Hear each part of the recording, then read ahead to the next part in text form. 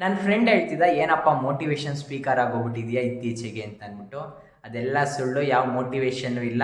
ಯಾವ ಮೋಟಿವೇಶನ್ನು ಯಾರನ್ನೂ ಚೇಂಜ್ ಮಾಡೋಕ್ಕಾಗಲ್ಲ. ನಮ್ಮಿಂದ ನಾವೇ ಚೇಂಜ್ ಆಗಬೇಕು. ನಾನು ಏನು ಒಂದು ವೆಲ್ನೆಸ್ ಕಮ್ಯುನಿಟಿಗೆ ಜಾಯಿನ್ ಆಗಿ ಕಲಿತಿದ್ದೀನೋ ಅದನ್ನು ಮಾತ್ರ ಹೇಳ್ತಾ ಇದ್ದೀನಿ. ಲಾಸ್ಟ್ ಟೈಮ್ ಹೇಳಿದ್ದೆ ಟೈಮ್ ಮ್ಯಾನೇಜ್ಮೆಂಟ್ ಬಗ್ಗೆ. ಯಾವ ಥರ ಟೈಮ್ ಮ್ಯಾನೇಜ್ಮೆಂಟ್ ಮಾಡೋದು, ಎಲ್ಲಿಂದ ಕಲಿಬೇಕು ಅಂತ ಅಂದ್ಬಿಟ್ಟು ಎಲ್ಲ ಕ್ವಶನ್ ಕೇಳಿದ್ದ ಅವನು. ಅವನಿಗೇನು ಹೇಳೋದು ಅಂದರೆ, ಟೈಮ್ ಮ್ಯಾನೇಜ್ಮೆಂಟ್ ಎಲ್ಲಿಂದನೋ ಕಲಿಬೇಕಾಗಿಲ್ಲ, ನಮ್ಮ ಅಮ್ಮನಿಂದನೇ ನಾವು ಕಲಿಬೋದು. ಹೆಂಗೆ ಅಂದರೆ, ನಮ್ಮ ಚಿಕ್ಕ ವಯಸ್ಸಿನಲ್ಲಿ ಪೇಸ್ಟ್ ನೋಡಿರ್ತೀರಲ್ಲ, ಆ ಪೇಸ್ಟ್ನ ಎಷ್ಟು ಉಜ್ಜಿ ಯೂಸ್ ಮಾಡಿರ್ತೀವಿ. ಮತ್ತು ನಮ್ಮಲ್ಲಿ ದೊಡ್ಡವರು ಅಕ್ಕ ಅಥವಾ ಅಣ್ಣ ಇದ್ದರೆ ಅವ್ರ ಬಟ್ಟೆಗಳನ್ನೇ ಯೂಸ್ ಮಾಡೋದು, ಅವ್ರ ಬ್ಯಾಗ್ನೇ ಸ್ಕೂಲಿಗೆ ನಮಗೆ ಕೊಡೋದು. ಇವೆಲ್ಲ ಯುಟಿಲೈಸ್ ಮಾಡ್ಕೊಳ್ಳೋದನ್ನ ನಮ್ಮ ತಾಯಿನೇ ನಮ್ಗೆ ಹೇಳ್ಕೊಟ್ಟಿರ್ತಾರೆ. ನಾವು ಮರ್ತಿದ್ದೀವಿ ಟೈಮ್ನ ಯಾವ ಥರ ಯುಟಿಲೈಸ್ ಮಾಡ್ಕೋಬೇಕು ಅಂತ.